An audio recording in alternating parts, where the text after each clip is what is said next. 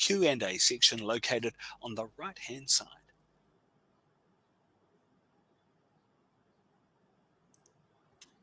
Kia ora tātou, and thank you to everybody joining this session, and a special thank you to all of our presenters who have also logged in following their presentations earlier today. I will start by introducing Professor Trevor Drage, who is the Associate Dean for Global Engagement and Partnerships at the University of Waikato. Professor Drage presented today and delivered a highly valuable summary of his university's rankings improvement program and the key lessons they have learned throughout that process. So kia ora, Trevor. Kia ora, Ben. Next up, we have Dr. Will Shannon, the Internationalisation Director at the University of Canterbury's Business School. Dr. Shannon has presented today on why universities must reinterpret internationalisation in a post-pandemic world, and talked about the meaningful connections required to really truly drive internationalisation at a higher education institution. Kia ora, Will. Kia ora, Ben. And last but not least, a very warm welcome to Professor Indrawati Wee, the head of the Department of Food Science at the University of Otago. And Professor Wee today has discussed the commercialisation of research using the examples of food science and technology at her university. Kia ora, Indra. Kia ora, Ben. So I'm just going to quickly have a look through the Q&A session, Q&A function. There's already some positive feedback. Dr. Will, I thoroughly enjoyed your session. Thank you, sir. It's a good start. I'll ask a quick question. There's one here for Professor Drage. Do you think the world university rankings are... Oh, sorry, that's not... that's a different question. One here. Sorry, Trevor, I'll get on to the correct question. There's one related to your rankings improvement program. For universities watching, where can they start if they are looking to improve their rankings? Where can they start, and how long does it potentially take to start seeing any improvements? Yeah, where can you start? I mean, I think, I guess working with the ranking agencies is possible. I mean, their websites have a good amount of information and guidance. So if you've not been in the rankings before, then I think that a good approach is to really start looking at the information they request and require from you. Certainly with QS and Times Higher, there's entry requirements for getting a ranking position. So it can take a bit of time to actually build up the number of staff and the number of publications required to get entry into the ranking system. As for seeing improvements, as we learned, you sometimes go up and sometimes go down as well within the system. So it's a continual process. And I think what we're seeing is the universities as a whole, the established universities and the newer universities are improving all of the time and learning more and more about the rankings. So sometimes it feels like you're running to stand still almost in terms of people improving on metrics and publications and reputation. All right, and one other question for you, Trevor. As Waikato went through the improvement exercise, what was the internal team brought together to undertake that process? And would you recommend to other universities in terms of particular staff members that would be integral to that group? Yeah, I mean, I think our process started early in 2020 when we recruited someone with some specialist knowledge of working at the ranking systems. So a good level of experience, and he was kind of essential in being that guide and understanding the metrics. I guess in terms of bringing everyone together, it was quite a broad team with different groups. So getting senior leadership on board was key. But then other units across, when you think of the data you're providing, you need your finance team at the university. The library are quite critical in terms of understanding your citation performance metrics. Actually, a lot of our work's been around communications and marketing, and also our alumni team as well. If you think of the reputation and the voting side, then a lot of that actually comes around your communication and how you're promoting your university to those international partners.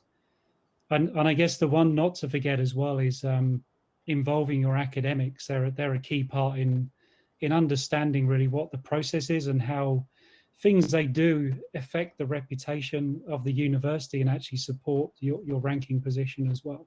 Mm-hmm. Okay, thank you, Trevor. One for you here, Will, related specifically to the University of Canterbury. What are the financial and people investments that the education sector and the University of Canterbury are looking at in order to achieve their internationalisation goals? Sure. So I think one of the benefits of the type of internationalisation that I've talked about is that it happens on campus. So in terms of investment, it doesn't necessarily need a lot up front because it's more affordable than sending many students overseas, which requires often scholarships and things like that. So it's not necessarily a resource-heavy activity if we can find ways to engage students across cultures on campus. I think probably two areas where we have looked to invest. One is sort of reallocating some of our awards and towards diversity, because I think for this type of internationalization, you need a diverse campus. And while we do have that, it's certainly heavily weighted towards certain countries. So encouraging a greater number of students from a wider range of countries. So that's one area that we've definitely been looking at and continue to look at. And another one where we have invested in the last year and a bit since COVID started is really in people, and specifically people who are focused on the student experience. So for example, in the business school, we've currently got 2 staff members that we didn't have before COVID, who focus especially on the international student experience. And part of that is internationalization in the sense of encouraging greater engagement between domestic and international students, because that benefits domestic students in terms of their sort of global competency development, but also international students in terms of their sense of belonging and well-being. So that's an area where we're definitely focusing on and have invested some resources. Thanks, Will. There's another question here. Thank you, Deepa, for sending this question through. It's related, Will, to what you've just touched on, but also to some key points in your presentation. A suggestion, asking for a suggestion, which is the best option for internationalization? Short-term mobility of a few days or a semester abroad, which gives more opportunity to international students of involvement with domestic students and to understand the new environment? Sure. I mean, I think my feeling is that there's no one better way. I think whether it's a short visit of a few days or it's a semester or a full degree, all can be very valid. I think ultimately it comes down to how they're framed. So, I mean, someone can go abroad for a semester, but without any kind of framing around that, they may or may not gain those kind of intercultural benefits that they stand to gain. Whereas if there's sort of deliberate academic work around that, reflection, activities that require them to engage, then that's where you see the real benefits if you invest in that. So equally, a program of 3 days, while it certainly perhaps doesn't provide the same opportunities to immerse oneself in a new country, if it's framed and delivered in the right way, it can still be very beneficial. So I think the reality for universities going forward, and certainly where my thinking's at, is it's probably having all of those options, because some students may not be able to do the full degree or full semester, but they should still be able to benefit from a shorter type of experience. So it's having a range of options, all of which are framed appropriately to get the outcomes we want. Great, thank you, Will. One for you here, Indra. You've given some great examples in your presentation. There's a question here for you. What are the first steps that a university or institution needs to take to start the commercialization of their research? So the first step is opening your capability to the food industry, or maybe like the industry that's working on the food materials and understanding their problems. And then afterwards, we start talking with all of our lecturer and also researchers who can tackle that problem, and then bringing that person closer to us, because it's a challenge for us between university and a commercial is more in the perspective and the way how they approach research. So starting with communications, it is the first key for move forward.